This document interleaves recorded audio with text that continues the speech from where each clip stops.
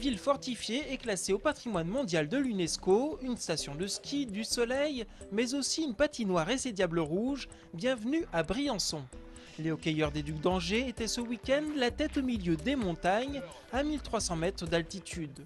Les Angevins se sont rendus dans les Hautes-Alpes pour jouer les 2 premiers matchs de la série des demi-finales de Ligue Magnus. Et le moins que l'on puisse dire, c'est que les Ducs ne garderont pas un bon souvenir de leur déplacement. Ils ont été battus 2 fois par une grande équipe de Briançon. Vendredi soir, les hockeyeurs angevins ont perdu sur le score de 4-1 après avoir tenu en échec Briançon 1 partout jusqu'à 10 minutes de la fin du match. Le lendemain, c'est une équipe des Ducs pourtant beaucoup plus offensive qui s'est lourdement inclinée 5-1. Les Angevins avaient pris le match par le bon bout, mais ils ont trop pêché dans la finition. Les Briançonnais ont alors profité de ces défaillances pour prendre le large dans une patinoire surchauffée par de nombreux supporters. Il y a 15 000 habitants, mais il y en a 3 000 ici à la patinoire, donc c'est génial.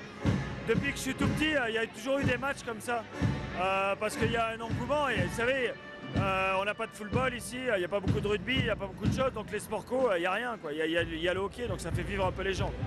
Les Diables Rouges mènent désormais la série des demi-finales 2-0.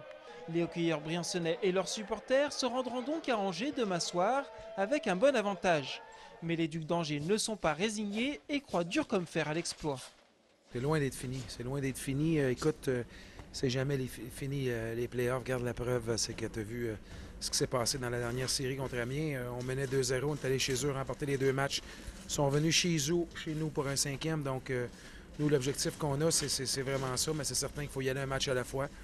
Là, on veut gagner le match de mardi, puis on a vraiment l'intention de tout faire ce qu'il faut pour revenir ici samedi prochain pour un match numéro 5.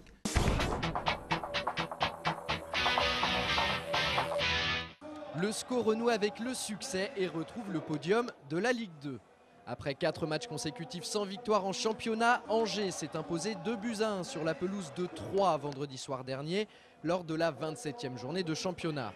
À la 5e minute, Bruno Ekwelemanga ouvre la marque suite à ce coup franc de Floyd Haïté. Il est imité à la demi-heure de jeu par Jean-François Rivière, parfaitement servi par Paul Aloué-Folou.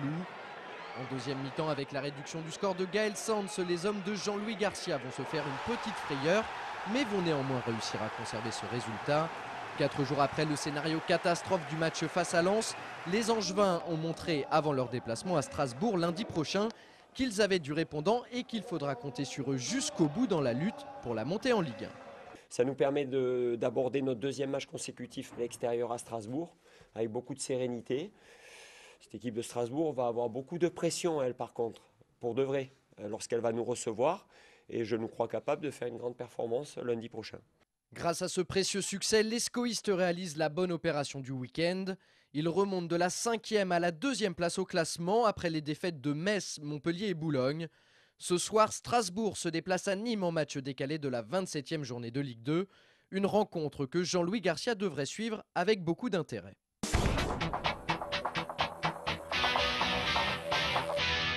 On passe maintenant au handball. Dimanche après-midi, les Noyangevins sont revenus de très loin face à Bordeaux. Les joueurs de Tomislav Krizanovic ont réussi à arracher le match nul 31 partout à 2 petites secondes de la fin du match. Angers-Noyant reste leader de National 1. On termine avec l'exploit des basketteurs de l'ABC qui se sont imposés 81 à 64 sur le parquet de Chaland, 2e du championnat de National 1. C'est la 5e victoire consécutive des Angevins à l'extérieur. Au classement, l'ABC est 6e.